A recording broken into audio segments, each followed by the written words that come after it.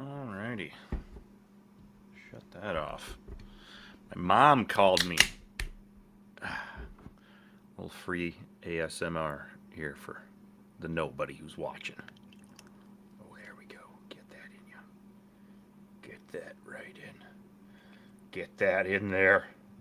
There's some free ASMR coming at you from the Tone Wizard. And is there a better fucking sound than a beer going into a glass? Hi there, my name is Colin Lamb, aka the Tone Wizard, and I hope you're doing very well wherever you may be. I'm pretty excited to get into this. I put some graphic work into this, as you can see in the little map there behind me. I got some other things sort of set up. Thank you for joining me. I see there's a couple of people watching. Let me know who you are in the comments. It's a small channel. I know who most of you guys are who are commenting. But anyways, today I'm going to be casting Gamehenge. And if you still don't know what I mean by that, basically, I'm going to be picking actors from Hollywood, contemporary actors, to portray the main characters from Phish's Gamehenge. Before I get into that, I just wanted to talk. I just did a review for Phish's Junta, and I just wanted to say that I just watched the two set openers from Atlantic City, and they were fucking fantastic. And the first one was some kind of jam. I don't know, maybe you can help me out and let me know what it was, but it was some kind of jam, and then they started AC/DC Bag, but they fucking stopped it. So that was a bit of a bummer. And then I think I watched the set 2 opener, I think that was Tweezer, but I'm not entirely sure. So let me know what those songs were, because I'm an idiot. But I just wanted to just share one comment from the Junta review that I did that I thought was kind of interesting, because a couple of people commented on it. But this comment from Dave Mariani, the text's a little small here, but I had mentioned that I think Phish, what perfectly describes Phish to me is almost an exercise in testing the patience level of a rock fan. Because if you listen to a Phish song and you're not into Phish like I wasn't before I started this, it can take a damn while to get in. But once you get into the songs, usually they reveal some pretty beautiful moments. And so David kind of agreed with me about the patience thing with Phish. So I just wanted to give a shout out to that comment, and just wanted to say, if you're watching this later, that you can go check out my Junta review on the channel there. But anyways, let us get right into this here. I'm just going to hide me here. I just want to show you this map that I made in the Heroes of Might and Magic map editor here. Let me just get me out of the way here. You can see Gamehenge beautifully portrayed in a very pixelated format behind me here. Let me get back up on the screen here. You've got, let me get out of the way. You've got the where he came in, where Forbin came in here. This is some pretty high level production here. Where he came in, you've got Rutherford here behind me somewhere. Let me get. There's a little pond there where Rutherford fell in, and the little monster there that fucking ate Rutherford. Anyways, a lot of work went into that. Don't know how effective it is, but let us get right into this here. One sec. Yeah, let me get right into it. I'm going to be casting Gamehenge here, and I'll show you how I'm going to do it. I've got a little display here set up that where I'll show you my choices. So this is what they're going to look like on the screen. I put some time into that.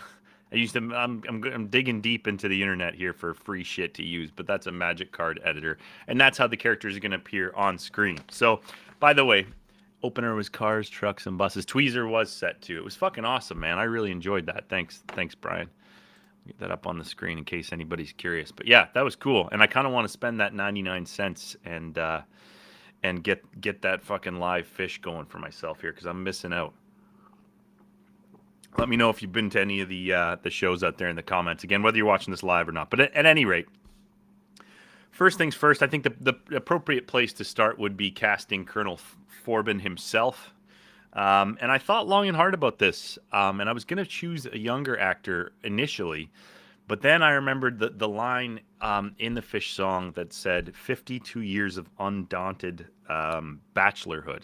And I thought, well, this has got to be somebody who's at least 52 years old. And immediately, I was talking about a movie a couple of days ago with one of my buddies here. And the movie that I was talking about was The Ghost and the Darkness. And that, of course, stars Michael Douglas. So I'm thinking Ghost in the Darkness era, Michael Douglas to portray Colonel Forbin. And as you see on his card there, 52 years of undaunted bachelorhood. I thought he was a good choice for Forbin because he's kind of got a little bit of a rough edge. He's got some one-liners. He looks like he could handle the kind of absurdity of Gamehenge. And I just thought it was a good choice. I really did. And if you disagree with that or have any other thoughts, let me know in the comments. But I think he would be a good choice. I was also thinking maybe the guy who played the president in Independence Day there. He's a younger actor, and I think he's also in The Sinner or something like that these days. But I thought that was a good choice. So yeah, if you're watching this later, let me know. And if you're watching this live, please chime in the comments as well. So the second character I was gonna choose is McGrupp, who's the dog. And correct me if I'm wrong, but I don't know if the dog really has much to do with the man who stepped into yesterday, which is kind of the reason why I decided to do this, is because I did a man who stepped into yesterday album review, and we kind of got talking about who would play characters and stuff. But anyways, for Colonel Forbin's dog, I chose The Littlest Hobo. This is The Littlest Hobo. If you're not Canadian, you probably won't know who the fuck The Littlest Hobo was, but he was a gun-toting dog. The second choice that I had for McGrupp was going to be Chop from GTA 5, but I decided to go with McGrupp there, with the Littlest Hobo there. And if you don't know who the Littlest Hobo is, I kind of got something prepared here that can maybe shed a little light on just who the Littlest Hobo is here. I'm just going to share this with you. This was the Littlest Hobo. This was a Canadian TV show when I was growing up, and it's fucking horrible. There's a voice that keeps on calling me.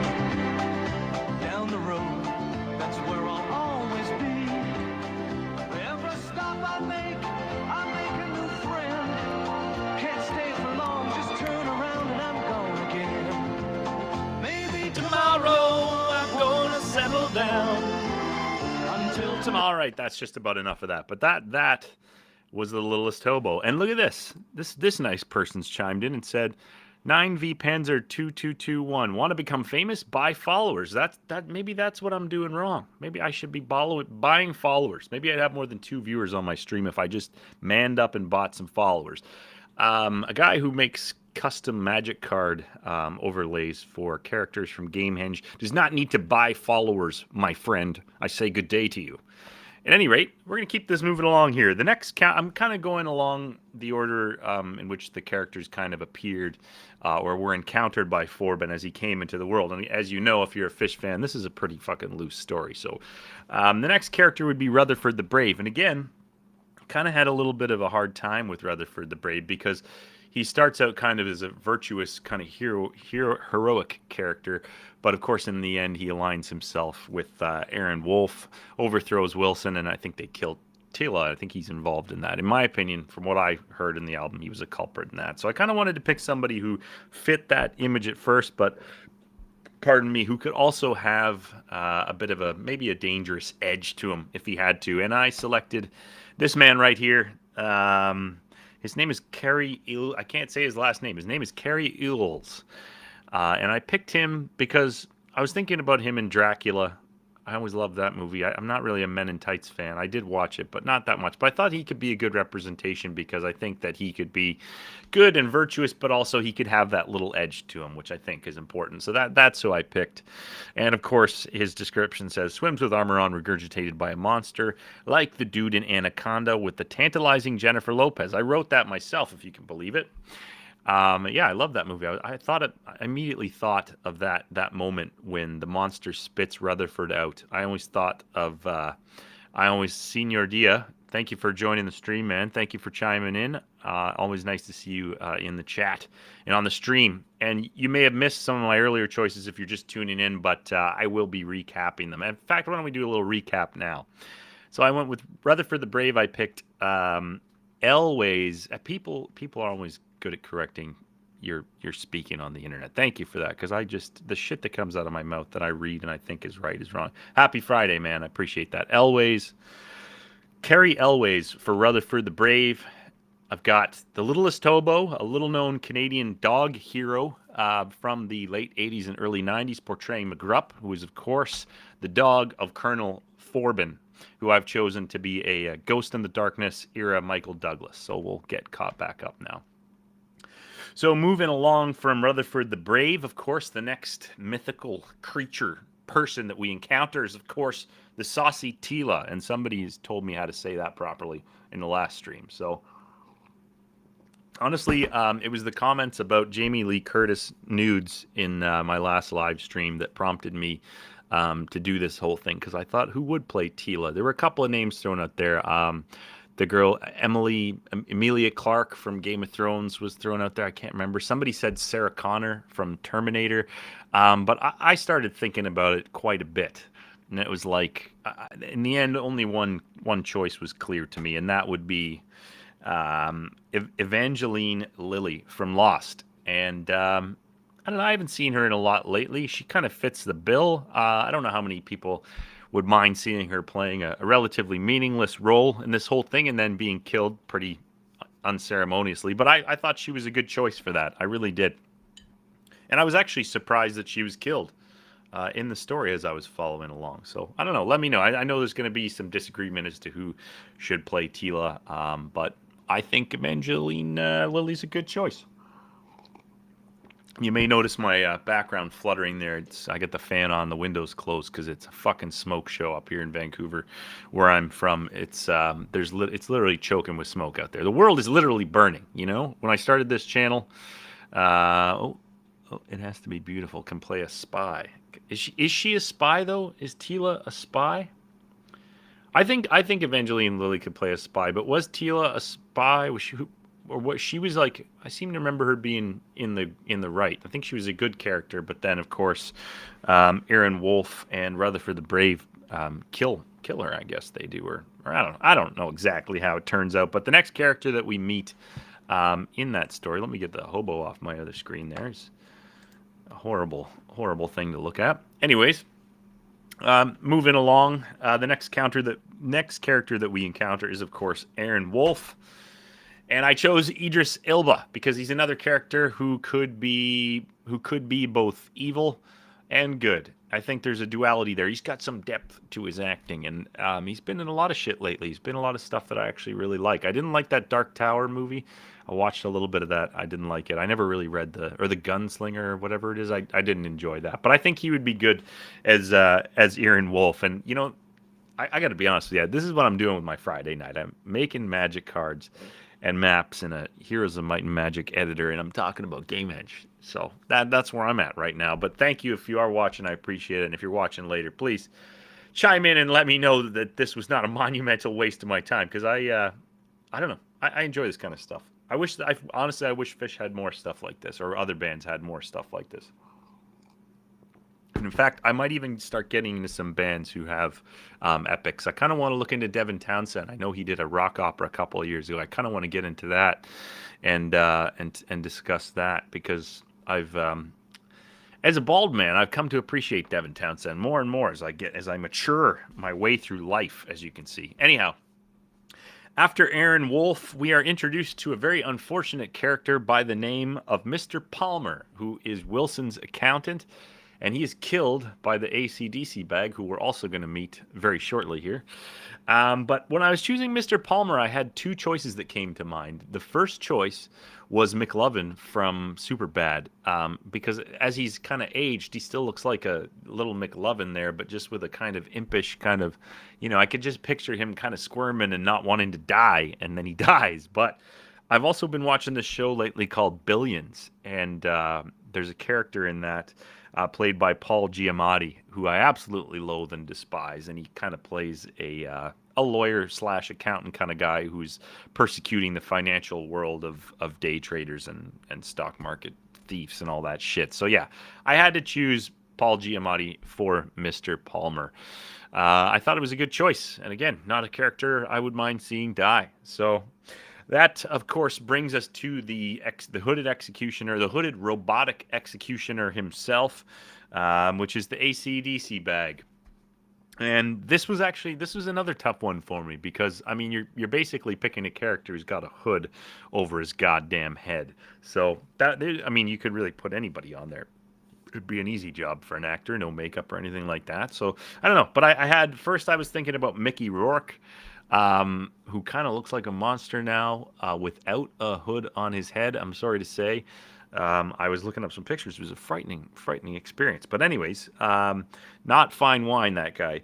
But then I was also thinking about Ving Rhames from Pulp Fiction and many other films. Pulp Fiction, of course, he said a bunch of cool shit that I cannot repeat on this channel or anywhere for that matter. But in the end, I decided to pick this guy from Game of Thrones, Rory McCann. I thought he would be a good AC/DC bag. He's a bit of a monster, kind of some familiar stuff there. And really, you just need a guy in a fucking hood who looks big and capable of killing people. So that was the basis of that whole choice. And if he of course kills Paul Giamatti, who is Mr. Palmer, who's conspired against Wilson, who was obviously just train wreck there. Jesus Christ. Aaron Wolf, played by Idris Elba. Evangeline Lilly, who plays Tila.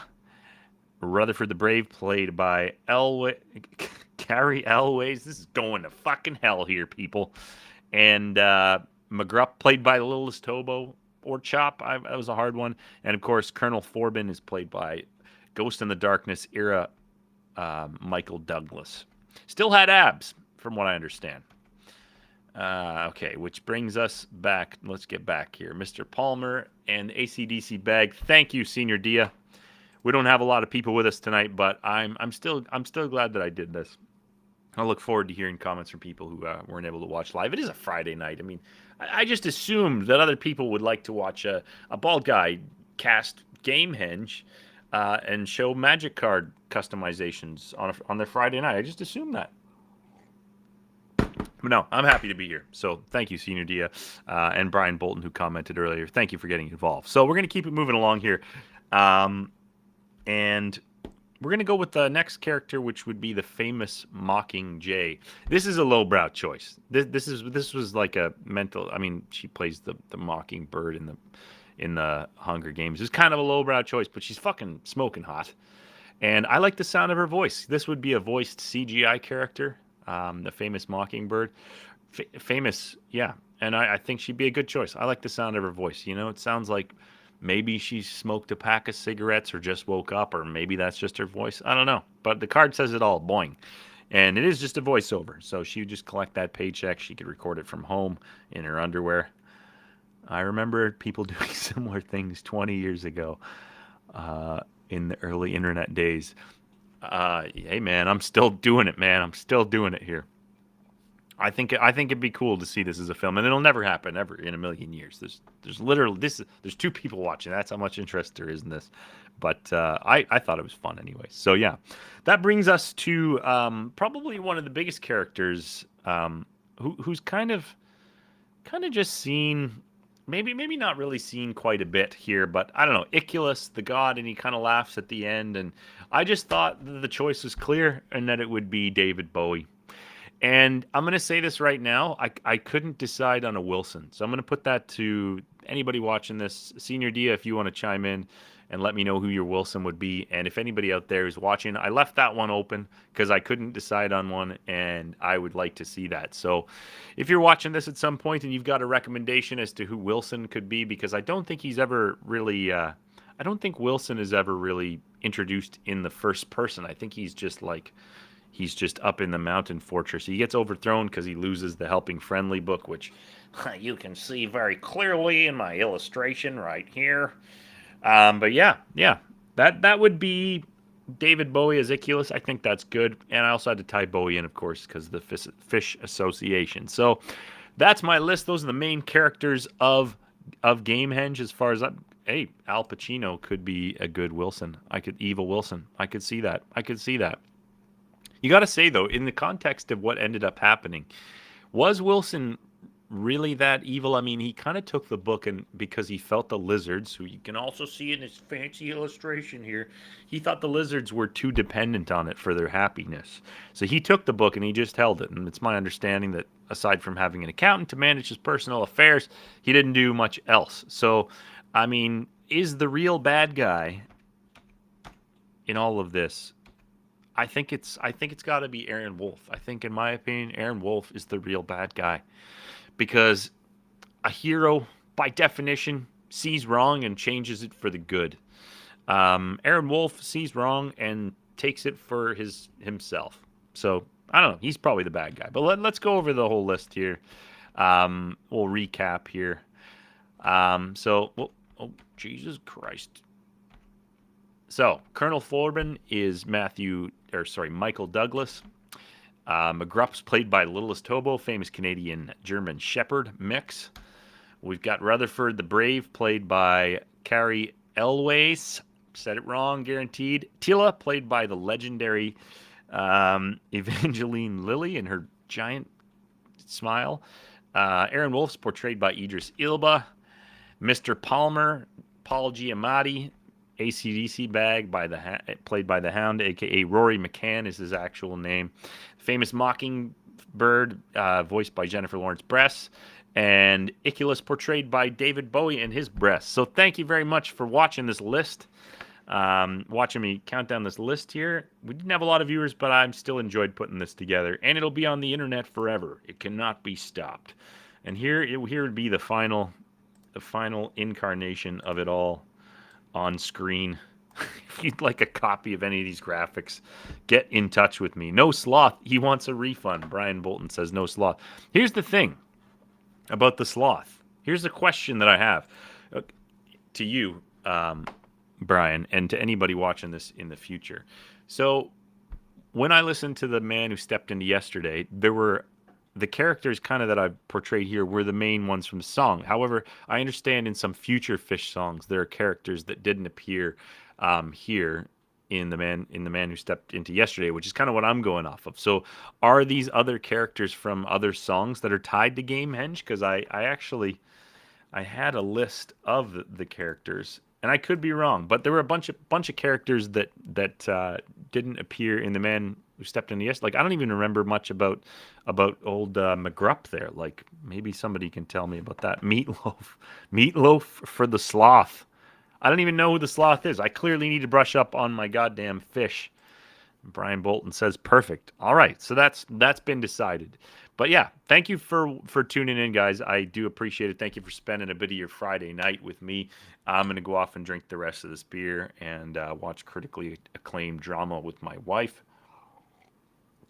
Take care of yourselves, and by all means, if you're watching this in the future tense, please check out some of my other stuff. I've got a review of The Man Who Stepped Into Yesterday, and I just did Junta. And of course, moving forward on my channel, I'm going to be looking at Lawn Boy next. That's the next album and the reviews that I'm going to be doing. But I think I'm going to veer away from Phish. I've been pretty Phish-centric lately on the channel with the tour going on and all that stuff. And I've just been fucking hoeing into it. I do a lot of Ween stuff, but I'm kind of a little spent rent about that stuff right now. But yeah, thank you for tuning in. If you're new here, please feel free to give my channel a subscribe. I would greatly appreciate it. And check out some of my other videos. Brian and Senor Dia, thank you very much for watching along with me and getting involved. And we'll see you on a future stream, in a future video, in the goddamn future. Take care of yourselves out there. It's a smoky world where I am, and the smoke's only getting